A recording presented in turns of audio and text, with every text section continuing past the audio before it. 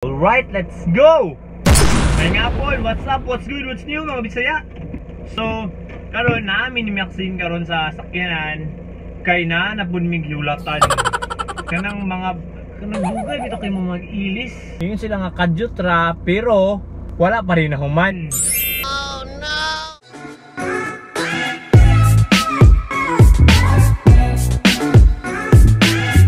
Karon na ako karon sa sakyanan and we are currently waiting sa kay Casey.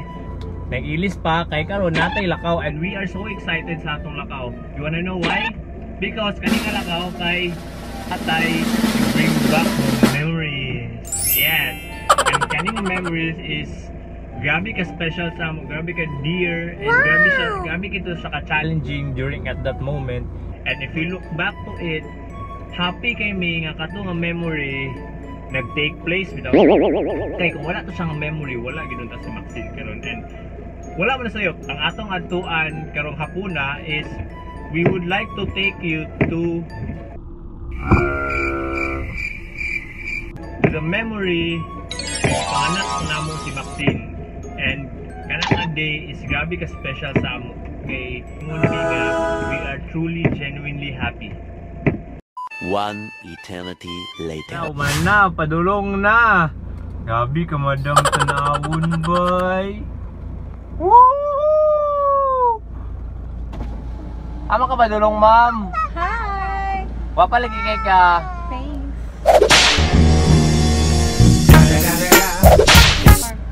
Mama? Mama? Maxine. Sulod na, ma'am.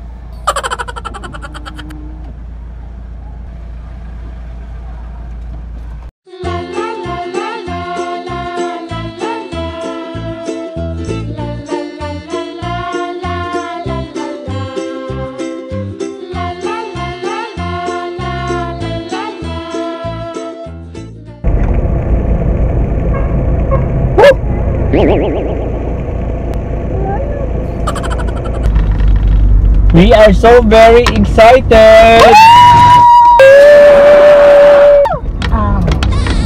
nakayo ko. Sada mga kayo i-reminisce ng mga inaning moments. Memories. Sada ka siya balik-balikan. Lagi. Ang due ito kita ko ato was January Lagi. 12, 2019. Dapat. Lagi tayo expected. Expected na ako, good expected.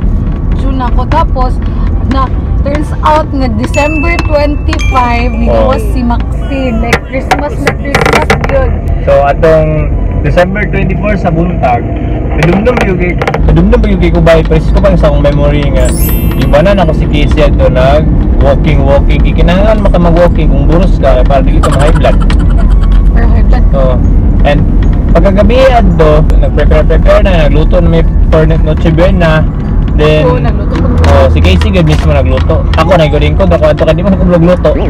And katong akong family na sila sa church and that kanang time and natingala mi kay kanang panahon si Casey naghigda-higda kay napahulay ba. Man ako luto. Kuma na siya gluto kaning time nakaligo na siya, prepared na kay siya ba for i-meet ang Christmas Eve. Tapos natingala na din siya kay nakapanarapo na siya, nakailis na. And ang iyahang shorts na basa. Yan ako kay Gap. Oh. Dagan yung water. So mana na ito. Mana tong sinyalis nga nabuak na iyahang tubig. Yeah. And Maxine was ready to come out. Lagi na bunong-bunong na mo permit. Puros ng mga mommy out there. Kay please lang avoid mo kaon ng mga baboy or lechon kay that time bitaw katong buros pa ko siguro kung kaon ng wala gyud kay pili ba.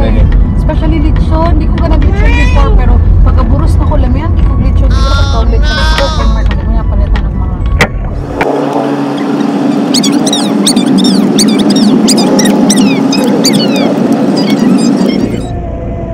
So inana ang mahitabo ang Maxine guys, so wala si Casey. Ginaaw lang na siya, na rin ipalit. Hilak diretso. Mama. Sit down sa kabi. Oh, gabi ka lang eh. Dali papa be.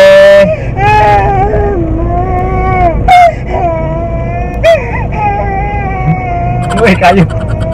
Oh, alay na papa eh. Ay papa eh. Uy, kubing. Oh, puyo na siya.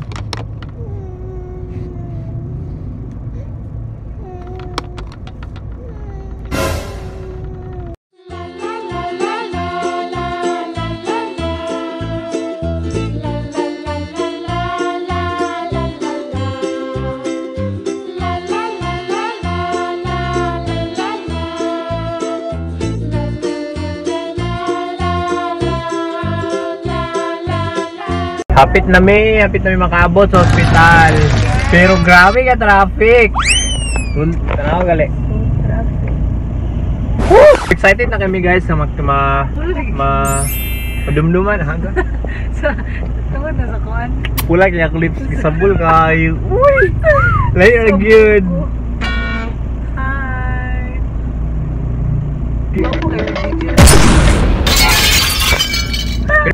Currently nami karon sa bridge and gaulat lang may nga mag-go na and makaabot na ta. Let's hope goodbye nga makasulod ta sa hospital. Pero if not, dato na lang ta sa gawas. So yeah, tara to and inanay ginas Maxine guys basta magbiyahe mi.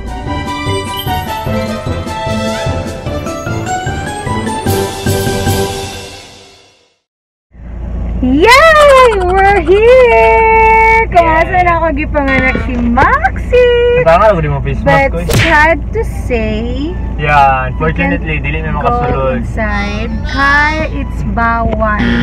So makita rin ninyo later kung asan ako gipanganak ang akong baby girl! Yeah! Yes! Nga wala ko, nawala mi magmahay ni Mark. Actually, sada kayo siya nga experience. Di ba ba? Yeah! Neto siya nga experience. Happy kito sa kahadlok at first, pero nakaya ram diya ka by expect ka og baby soon. Makaya gani mo? Might as well mag-prepare din ka ba? True. For Emotionally gid na. emotionally and financially. Kay kami Mo gidagan mi dinhi sa ospital. December 25 kayo. Grabe kahawan ang dalan so dali ra kay gid mi nakaabot. Hoy! Kato siya nga tayo manuhawan kayo kay alas 12 gid like to be Yun, exact oh. 12 AM like Christmas nami sa dalan nami sa Busa Spend na mo ang among Busa namin Christmas Eve mapilapit. sa dalan. Yeah. Ay gusto mapilo. Gaano na to sa buto-buto na tong mga ang dalan na tong na time. Nakaabot mi sa ospital mga 1:30 AM pero nanganak si Casey 11 AM yun. in the morning. 11 o'clock. Grabe excited ko nga. Ate kung mugawas na bitaw. 12 hours ko nag-labor. Pero wala pa man di ay. Yes, wala pa siya ginawa. Porque public man siya nga hospital, yes, public siya. Bawal ang water sa sulod. Huwag ko kasulod. Oo. Amin ako mag-storya pa may ni Casey nga. Or So, pwede babe, siya sige, makasulod. kaya na ni mo. Dili, amin na to, pwede ka makasulod. Kay first time ba yan? Oo. Kaya di ba kung private hospital, pwede naman daw ang watcher makasulod. Wala min na briefing man good. So, Oo. Kaya wala ko na-expect dira ko mga anak. if taga Cagayan ka and Bisaya pud ka and magpanganak, dara mo gaplano magpanganak sa Jer Borja. Your boy, ayaw nag-iiman. Ano ko ba? Ay. Istorya na daan ni mong part. Na ay mong wife nga. Ladimnit ko. Hindi makasulod so istorya na mo daan. Pero ang good thing lang adto kay Ella sa night ko na siya ng papa ni Mark Candira. So nag-ward ko for 2 days kay close man ang admin that time. Nagita. 2 days, grabe ka ba? Baka pila ni kabuk sa bed? Tunami ka mo! Oh my God! Yabot dito nga, murag yabot sa point nga, upat sila kabo. Pero mubalin ako private room man nga time. Mubalin ako private room. Kabalong ko mo guys, grabe adto bay. Grabe kito nga experience pero wala gid ko nagmayad to, wala ko naglagot kay Mark or anything kay happy kay kuntat ko nga naka-experience ko kay daghan kay ko na friend ato nga time. Kapot. So daghan mga advices ang gihatag. Kaya akong tapad adto ba mama na di ba? Mom of 3. Mom of 3 na to siya. What do you want? And tapos ang sa quad to, well, si Casey nagpahulay sa bed. Kay baby. Ako ang nagatiman sa paperwork, sa birth certificate, and gabi kita siya ka-fulfilling nito kay tao na digid ko kabalog atiman og mga inana. Gasalig pa ko sa akong mama. And pero katong nga panahon nakaya na ko nga kuray isa. Kay murag na feel gina ko ba nga papa nako. Proud gid ko to sa kagalingon nga ako gitong nabuhat kay lisod gid to siya. Wala ko kabuluhan na before. Oh, napakita ko naglag. So mo to siya.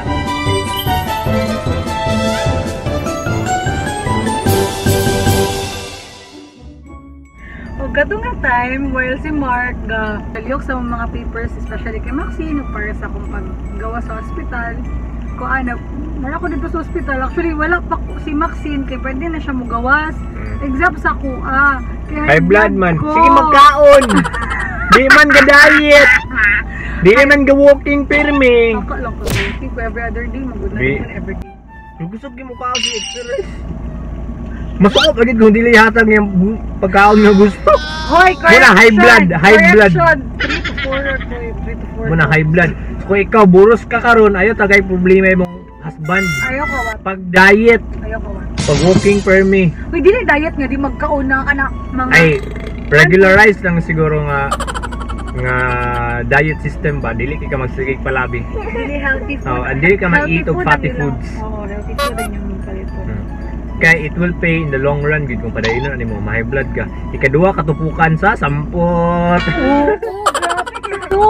Chika sa kabalo baka nga the time kay while si Mark nasa gawas ako rin nasa labor room dagan mi ay di mi dagan lima to siya ka bed. Tap ako mga kauban ko baan na kay ko kay singit na sila. Singit ka tingala ko nganong sakit gid ayo kay nganong gasinggit na sila and that time kay remember na ko 2 cm pa ko adto na time. Tapos kabalo baka 2 cm dagan kay gi-inject sa ikaduha ko gi-inject sa samput. Oh na dia. Twice. Pa high blood pa. Gi-inject ko tayo dagan kay itong machine kay gina-check ang heartbeat ni Maxine from time to time and kay basi maunsa siya kay dagan na do kay kog water gigawas para si Maxine daw wala pa gigawas at 2 cm pa si Maxine that time. Di ba grabe ako ra gid Dubai grabe fighter ko Dubai. Proud gid ko sa concept. Proud gid ko sa iyahad. Kabalo mga kay ang yun gid mga nurses ato nga time kay bisag nag 7 cm na ko to 8 cm kay wala ko nagsinggit like ako ra endure ang pain pero kaya ra ni excited na ko magawa sa akong baby pero sakit ka rin pag panganak bitaw grabe mura ra kag nalibang nice kasi feeling ko manganak ay magawas na ang baby kaya oh my god dili sakit manganak sakit lang ang mag-labor sakit lang pero ang after effect anang labor is grabe ka heartful feeling ma. Mura mo tambok imong kasing bitaw labi nagmukugos nang sa imong anak, magdula na, tago na kag mama papa. Even though at first scary gyud siya nga journey. Pero in the end tsada kay siya sa imo. Dagan kag ma-learn, mura character building gid kayo may imong parents.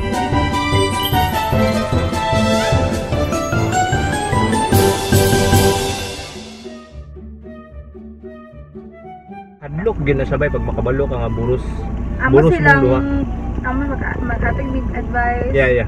Nga unsaon pag prepare before manganak or say dapat dalon sa ospital. Kay kabalo ba mo nakatong time nga nagbati na ko like ano na ko ng pangtubig. Kabalo ba mo sa ibat ni Mark? Wala sa kabalo. Kumasa nina guys, so ko kabalo marag feeling siguro niya nga extra small pa ko that time grab. Feeling mo gina ko nga sexy pa siya. Pero wala na igo. Kabalo ba mo? Harsh bagid kay siya kay paggawas ni Maxine. Nag-aas na ang doktor o ang nurse nga asa ang lampin kay naninana lagi. Walay lampin si Maxine. Sada kaya mga gamit. Yung sanina, kompleto. Walay lampin. Pero walay lampin guys. Walay lampin. Wala ko ka-prepare do. Kablo kasi bongga-bongga ako to. Bonggang-bongga kay kung diaper na ako. Nagit mo na akong gidagan ng palit. Dagan pa kay hantod karon na pa nabiling gata pa na mo siya gagaw. Before ng anak, diba? Tapos sa kadagan na magipayat sa nina kay Maxine nang yung gidala kay pang 1 year old. Ug kato pag yung sinapag. Wag akong tularan. Natag na sa nina. Ito si Maxine. Yeah. Wow, amazing.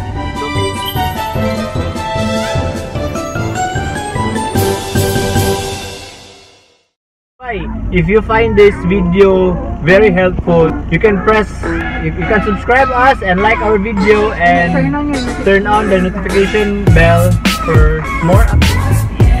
For more kabuang. And for more fun. Pareho naman, more fun. Okay, bye! Bye-bye! Let's go!